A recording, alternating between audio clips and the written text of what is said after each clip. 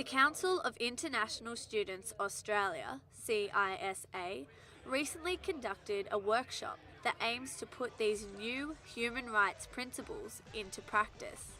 This workshop allows for foreign students to be informed about safety issues, to voice their opinion and become more aware of their rights in Australia.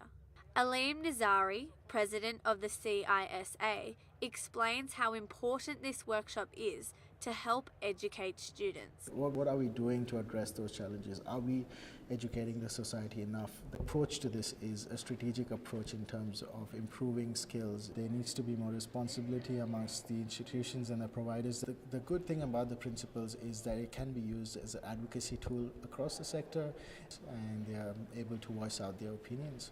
During 2009, the media of Australia reported crimes and robberies against Indians that were described as racially motivated.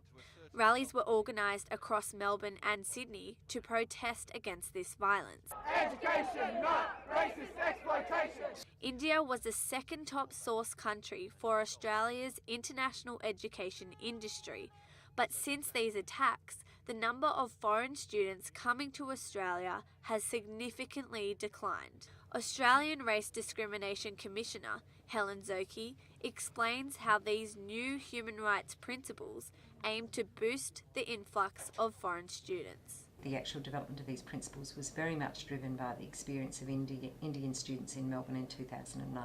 These principles show an added commitment to international students. I hope that they will help with what undoubtedly was some of the reputation loss. Indian community leaders in Australia believed the media had blown the issue out of proportion.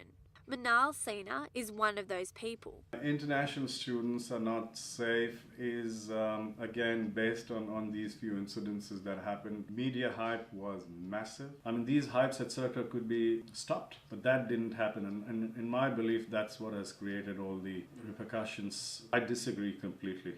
Australia is the most beautiful and calm place. Ms. Zoki hopes that organisations take on board these new principles. The main thing that we're going to do in the first instance is ensure that we get this out to as many different organisations as possible and to student associations. The international education experience is about human beings, and we want that to be a really good experience.